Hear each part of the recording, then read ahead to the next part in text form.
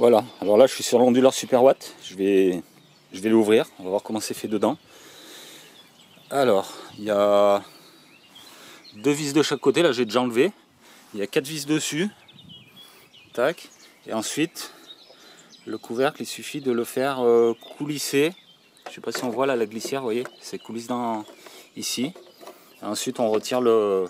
Il faut faire attention derrière les fils de l'afficheur. Et moi je les ai déjà retirés, les fils de l'afficheur. Donc c'est bon, il y en avait un qui avait un point de colle. Et sinon ici pour déclipser, en fait il faut écarter. C'est comme ça quand c'est verrouillé. Et en fait il suffit d'écarter les deux et la prise elle se déboîte toute seule. Et il y a une seconde prise, une seconde fiche. C'est qu'elle est, elle est ici. Ici, et celle-ci il y avait des points de colle. Du coup j'ai fait sauter les points de colle et puis j'ai débranché.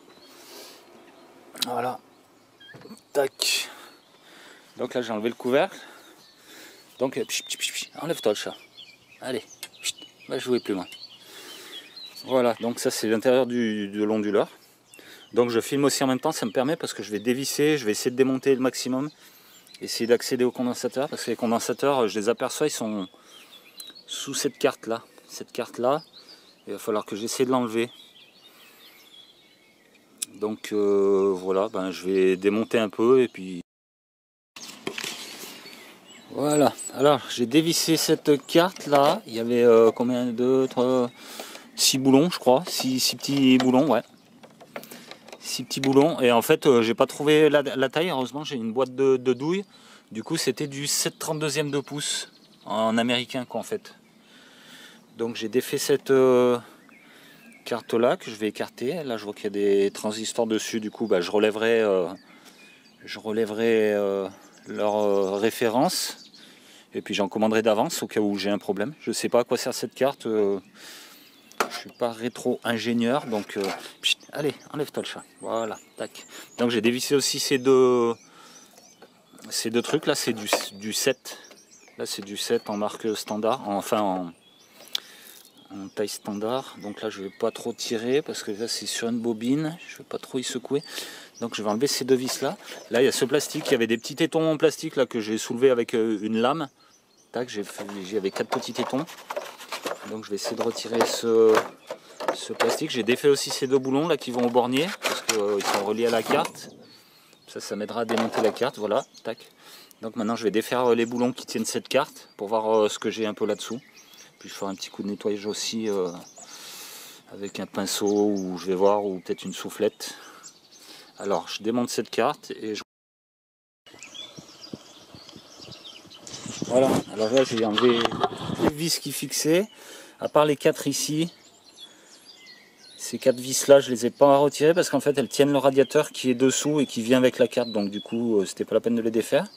Donc là j'avais déjà défait ces 2 boulons, je crois que c'était du 8 ceci. Et là c'était 2 boulons de 7 aussi que j'ai enlevé parce que ça vient avec la carte ça. Du coup je vais sortir la carte. Ah, il y a encore 2 connecteurs ici. S'il n'y a pas besoin de les débrancher, autant éviter. Je vais voir s'il y a du mou ou pas. Alors, je vais lever doucement cette carte pour voir ce qu'il y a dessous. Voilà, tac. Alors, les 2 connecteurs là, il y a un petit peu de marge, du coup, je vais les laisser brancher pour le moment.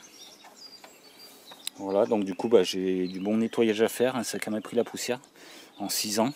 Donc là, il y a des relais, là, il y a des condensateurs. Donc les condensateurs, je prendrai les références. Je vois aussi que contre les radiateurs, il y a des petits... Oh, ça a l'air d'être des diodes, des doubles diodes, d'après le symbole. Mais je verrai ça après. Hein. Donc la carte, du coup, je vais la débrancher.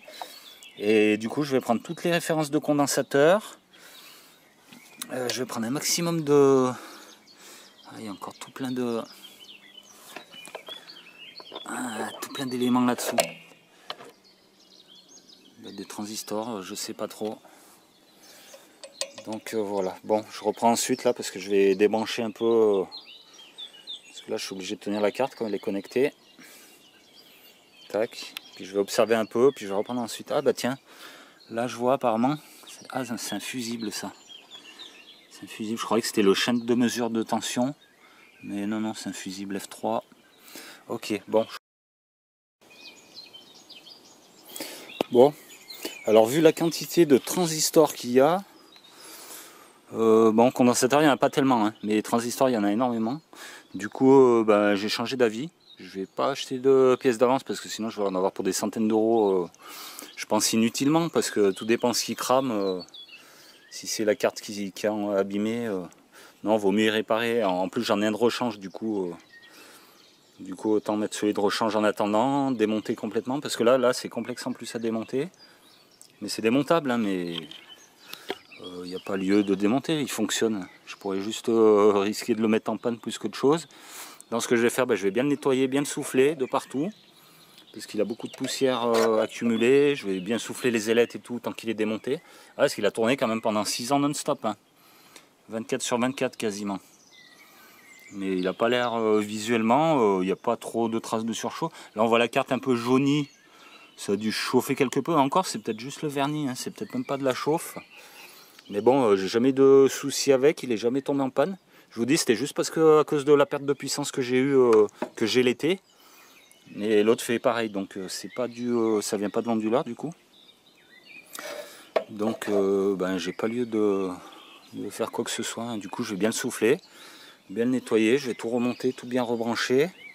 Ouais, ventilo c'est un peu dur à nettoyer, parce que tous les ans, une fois par an, je mets un coup de soufflette dans les ventilateurs, par dessous, parce que je ne l'ai jamais ouvert, hein. Là c'est la première fois que je l'ouvre. Et aussi sur les côtés, là, les grilles, vous voyez les grilles d'aération, je souffle là-dedans au maximum, un peu en travers et tout. Mais bon, il n'a pas l'air super sale, hein. Il y a de la poussière quand même, mais là je vais y aller à la soufflette. Donc voilà, je vais le souffler comme il faut, je vais le remonter, ensuite je le remettrai en place, parce que comme ça fera un an de... il aura un an de sursis. Et puis l'autre qui est tout neuf, il aura eu un an d'utilisation, donc je vais le remettre de côté, et jusqu'à ce qu'il y ait réellement un souci, hein.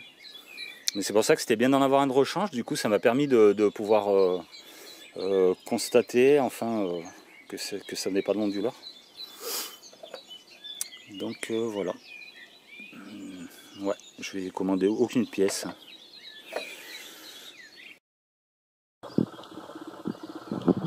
Voilà, alors je l'ai soufflé, j'ai soufflé dans les ailettes, j'ai soufflé toutes les cartes comme il faut. Donc là oui, cette carte on voit que c'est légèrement jauni, mais ouais, peut-être légère chauffe, et encore non, c'est plus le vernis, j'ai l'impression.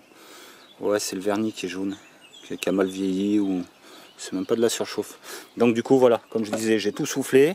Il y avait quand même beaucoup de poussière, hein. Il n'y avait pas de peluche comme dans les PC, mais il y a énormément de poussière qui est sortie quand même, hein, quand j'ai soufflé les ailettes par là, devant, derrière, entre les composants et tout. Du coup là il est propre, il est nickel comme neuf. Mais bon, pour 6 ans d'utilisation, je trouvais pas qu'il était si sale que ça. Mais ça lui fait du bien, un petit coup de soufflette, hein, à l'intérieur. Comme je vous dis, tous les ans, je l'entretiens par les ouïes là. Il y a toujours de la poussière qui sort un peu, mais le soufflage intérieur, c'est quand même mieux. Mais bon, vu tout ce qu'il faut démonter, c'est quand même risqué, hein. C'est risqué de démonter juste pour souffler, quoi. Donc voilà, je vais tout remonter, et puis